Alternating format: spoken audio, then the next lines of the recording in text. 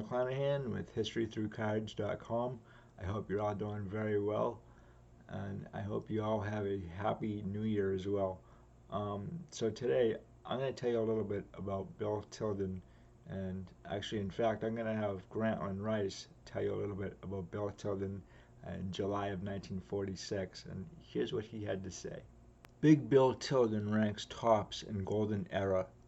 27 years ago, back in 1919, we followed the competitive fortunes of one who belonged to the true golden age of sport. By golden, we mean accomplishment on the field, not the returns at the box office. In those days, we had such competitors as Jack Dempsey, Babe Ruth, Bobby Jones, Man o' War, Earl Sand, Red Grange, Tommy Hitchcock, Bill Tilden, Rogers Hornsby, and many others. A top-notcher among these outstanding sportsmen was a lean, lank, dour fellow named Bill Tilden. From that post-war gathering, meaning World War I, Bill Tilden is the sole survivor in active competition today.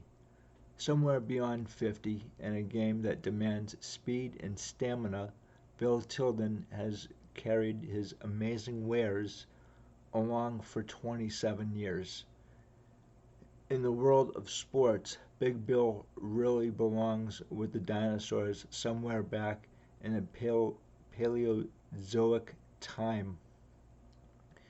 As the age of sports moves along, Big Bill could have been a killer of mastodons and mammoths, but it so happens that Big Bill, the most remarkable phenomenon in sports, will be on hand at Forest Hills this coming Sunday when the National Professional Tennis Championship matches open. Yes, we know all about Don Budge, Bobby Riggs, Welby Van Horn, Frank Kovacs, and others who should supply all tennis lovers with about as many thrills as they can absorb. This should be a top championship at Forest Hills, one of the best ever held. At least the class is there. For the skill, form, and competitive spirit, there are beyond anything the amateurs can show at this time. Tennis effacts all isn't an easy romp. It's a game of action, of skill, power, control, and stamina.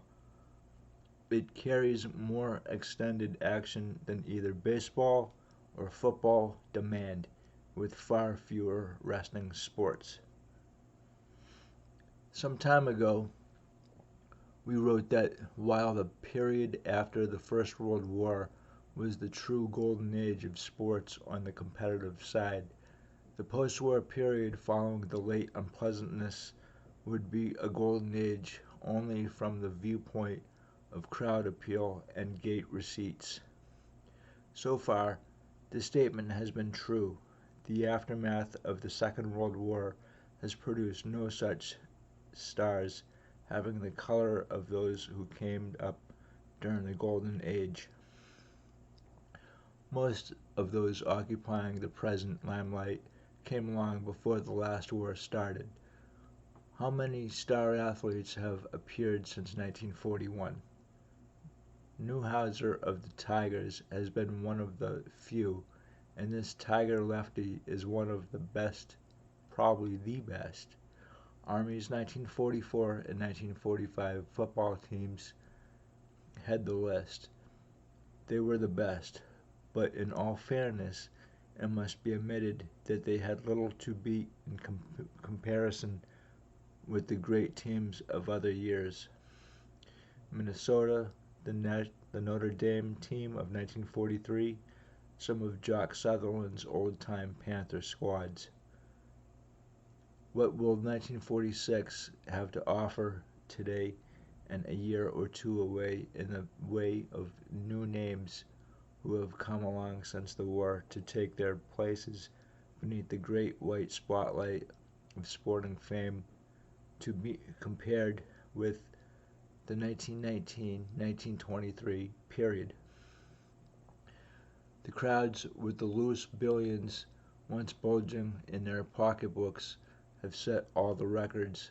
Few of the athletes have Joe Louis is still so far in front of all heavyweights that only a weird ballyhoo can build up another fight this coming fall.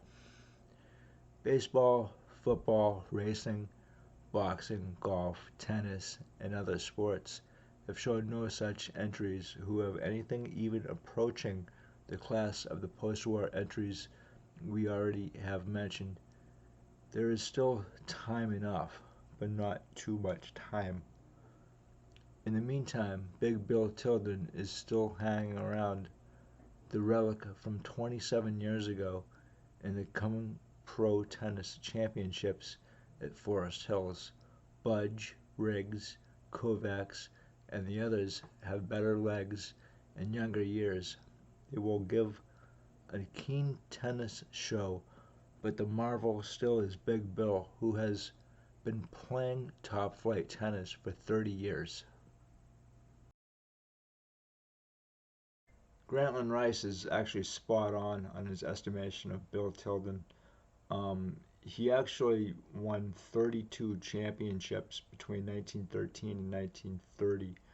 He's got two French Opens under his belt in 1927 and 1930. He won the Wimbledon Championships three times in 1920, 21, and 1930. Uh, he won the U.S. Open Championships four times in 1913, 1914, 1922, and 1923. He's got seven Davis Cup championships between 1920 and 1926. In total, the 32 championships that he's got from between 1913 and 1930 is even more impressive when you consider that he was self-taught. Bill Tilden is often talked about in the same circles as Babe Ruth and Satchel Paige and Helen Willis Moody and Red Grange and Bobby Jones. But unlike those athletes, his cards are actually very affordable today, and you can pick them up with really no problem whatsoever. And there's actually a reason for that. The Times Herald of Port Huron, Michigan, in February of 1949, they had this to say about Bill Tilden. William T. Big Bill Tilden, king of the tennis world an athletic generation ago, awoke in jail today charged with a morals offense against a boy for the second time in 2 years. He awaited a visit with a lawyer and an appearance in court to determine when or if he may be released on bail. The charges are contributing to the delinquency of a 17-year-old lad and violation of parole imposed in the previous case. The latter was not immediately bailable. I don't know anything about this, therefore there's little I can say except that I think a great error has been made, and I think I can prove that conclusively later, Tilden said when he was booked into the county jail Monday night. He was arrested in his Westwood Village home on return from giving a tennis lesson by Santa Monica Juvenile Division policemen. He was booked there, then transferred to the downtown jail.